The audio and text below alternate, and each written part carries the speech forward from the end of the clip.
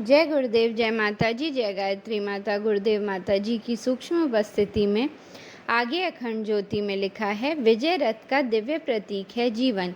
जीवन पथ पर केवल वे धर्मपरायण साहसी ही अपने कदम रखते हैं जिनमें जीवन की चुनौतियों का सामना करने की शक्ति होती है। इसलिए विजय पथ पर जीवन रूपी रथ पर आरूढ़ होकर ही आगे बढ़ा जा सकता है। जीवन एक सुंदर अवसर है। अभिन्न दृष्टि में जीवन को संघर्ष भी कहा जाता है। हमारे और संसार के बीच तमाम अंतर्विरोध भी हैं, लेकिन संसार को युद्ध क्षेत्र मानने वाले विजय के सूत्र खोजा करते हैं। गीताकार ने संसार को धर्म क्षेत्र कहा है। गीता धर्म क्षेत्र शब्द से ही प्रारंभ होती है। जीवन युद्ध में अनेक शत्रु हैं। आमने सामने की लड़ाई युद्ध कहलाती है। शत्रु हम सबको क्षति पहुंचाते हैं। इस तरह क्षति पहुंचाने वाली सारी शक्तियां भी शत्रु हैं। महर्षि पतंजलि ने योग सूत्रों में चित्तवृत्तियों को भी ऐसा ही बताया है। उन्होंने उनकी संख्या 5 बताई है। युद्ध या संघर्ष में विजय की इच्छा स्वाभाविक है। पाश्चात्य मान्यता के अनुसार प्रेम और युद्ध में कोई भी कृत्य गलत नहीं है। उनके राष्ट्र जीवन में प्रेम भी युद्ध जैसा है, इसलिए वहाँ प्रेम में भी साजिश या षड्यंत्र का औचित्य है। भारत के राष्ट्र जीवन में युद्ध भी धर्म या कर्तव्य है, इसलिए यहाँ युद्ध विजय के स्वर्ण सूत्र में भी धर्म में दर्शन और विज्ञान का समन्वय समाहित है। जीवन में इन सूत्रों की ओर ध्यान देना चाहिए। प्राचीन युद्धों में रथ एक आवश्यक उपकरण रहा है। रथ सवार योद्धा रथी कहलाते हैं, जबकि रथ विहीन योद्धा असुरक्षित माने जाते हैं। अयोध्या नरेश श्री राम और लंकाधिपति रावण के बीच का युद्ध अत्यंत प्रसिद्ध है। विजय पर्व इसी युद्ध विजय का लोक उत्सव है। श्री राम के पास रथ नहीं था, रावण रथ पर सवार था। तुलसीदास जी रचित रामचरितमानस का एक प्रसंग ध्यान आकर्षित करता है। अर्थ है कि श्री राम को रथ विहीन देखकर सहयोगी विभीषण व्यथित हुए एवं बोले, न रथ, न कवच और न पैरों में जूते, तो आप रावण वीर को कैसे जीतेंगे। विभीषण की व्यथा व्याकुलता स्वाभाविक है। श्री राम के पास युद्ध के सामान्य उपकरण भी नहीं है। विजयश्री के लिए ऐसे उपकरण जरूरी हैं, लेकिन यहाँ तुलसी का ध्यान भारतीय विवेक के उपकरणों पर है। उन्होंने विभीषण को व्याकुल प्रश्न करता व श्री राम को विजय सूत्र के गुणों का व्याख्याता बताकर भारतीय जीवन मूल्यों को उचित ही प्रतिष्ठा दी है। विजयश्री के लिए रथ चाहिए। श्री राम विभीषण को बताते हैं, विजय दिलाने वाला रथ लोहे का उपकरण मात्र नहीं होता, यहाँ विजय रथ दूसरा है।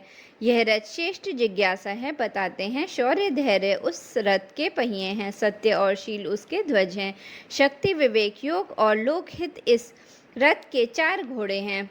भक्ति निष्ठा सारथी है, मुक्त चित ढाल है, संतोष तलवार है, बुद्धि प्रचंड शक्ति है और विज्ञान कठोर धनुष है। निर्मल और अविचल मन तर्कश है, एकाग्र चित्त और यम नियम बाण है। विद्वानों आचार्यों का सम्मान कवच है। स्थापना है कि इस सब के अतिरिक्त विजय का भिन्न उपाय नहीं है। जिसके पास ऐसा धर्म आच्छादित रथ है, उसे उसके शत्रु नहीं हरा सकते। रामचरितमानस लंका कांड में वर्णित यह विजय रथ भारतीय जीवन मूल्यों का दार्शनिक करता है। विजय पर्व के उल्लास में इसकी अनुभूति हमारे मन को प्रगाढ़ सांस्कृतिक मूल्यों से जोड़ती है, लेकिन प्रश्न है कि क्या हमारे जीवन मूल्य ही युद्ध उपकरणों का विकल्प भी बन सकते हैं। जीवन मूल्य अपनी जगह अपने उनमें प्रसिद्धता भारत की प्रकृति है। गीता में भी तमाम दार्शनिक विचार हैं। अंत में संजय बताते हैं कि यहाँ योगेश्वर कृष्ण और अर्जुन हैं। विजय उसी पक्ष की होगी जहाँ श्री कृष्ण के पहले योगेश्वर विशेषण और अर्जुन के पहले धनुर्धर आता है। योग, ध्यान, निष्कामता, भक्ति और ज्ञान योगेश्वर के पर्याय हैं। वे ज़रूरी है, लेकिन धनुष जैसे उपकरण भी ज़रूरी हैं। उसके लिए धनुर्धर शब्द आया है। तुलसीदास भी इस सत्य से परिचित थे। उन्होंने युद्ध का वर्णन करते हुए आगे कहा, पहले श्री राम को रथहीन देखकर विभीषण दुखी थे। श्री राम ने उन्हें विजय रथ के गुण बताए, लेकिन दूसरी बार देवता पीड़ित थे। शोभ विशेष पैदा हुआ। देवों के मन में देवता निश्चित ही श्री राम द्वारा विभीषण को बताए गए विजय रथ से परिचित रहे होंगे, लेकिन इंद्र ने श्री राम के पास अपना रथ भेज दिया। सुरपति निज रथ तुरंत पठावा। तो क्या देवताओं को श्री राम वाले आदर्श विजय रथ पर कम विश्वास था? शौर्य, धैर्यशील आदि सद्गुणों से युक्त धर्ममय रथ हमारे जीवन संघर्ष का रूपक है। यह रथ हमारे राष्ट्रीय जीवन के प्राणों में रचा बसा है। यहाँ उदात्त चित्त और संसारी पौरुष में कोई टकराव नहीं है। इसलिए श्री राम इंद्र द्वारा भेजे गए सुंदर रथ पर प्रसन्नतापूर्वक बैठ भी गए। यहाँ हर्षी चढ़े ध्यान देने योग्य हैं। आदर्श जीवन मूल्यों वाला रथ श्री राम के पास था, लेकिन वे इंद्र द्वारा भेजे गए पुंज रथ पर हर्षपूर्वक ही चढ़े। जीवन एक आयामी नहीं है। संसार माया हो सकता है और मिथ्या भी। माया और संसार में रहने के लिए माया और संसार के उपकरण जरूरी हैं। माया और संसार से मुक्ति के लिए ज्ञान विज्ञान का बोध भी बहुत ज़रूरी है। श्री राम भारत के मन के मर्यादा पुरुषोत्तम हैं।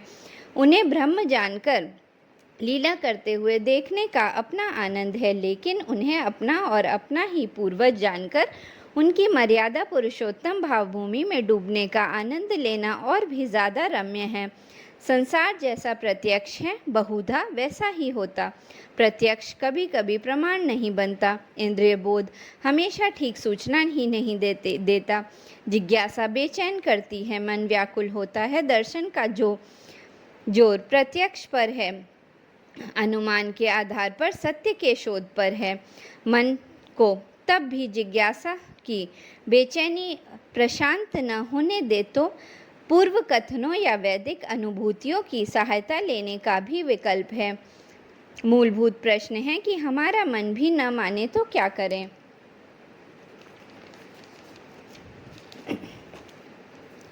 गीता ने तब ऐसी परिस्थिति के लिए अर्थात जो लगे इच्छा अनुसार कर्म का संदेश दिया है। भारतीय परंपरा का चिंतन दर्शन विषाद के ऐसे अवसरों पर प्रसाद बनकर चित्त को मधुर आस्वादन से भर देता है। विजय रथ का प्रसंग और रूपक बड़ा प्यारा और न्यारा है। इस रथ की सवारी जीवन को उत्कृष्टता से भर देती है। जीवन में इसी रथ पर चलने का प्रयास करने में सार्थकता है। इसमें लुढ़कने और गिरने का कोई संकट भी नहीं। जो धर्म रूपी इस जीवन रथ पर कुशलतापूर्वक आरूढ़ हो पाता है, उसे ही जीवन संग्राम में विजय भी प्राप्त होती है। जय गुरुदेव, जय माता जी, जय गायत्री माता।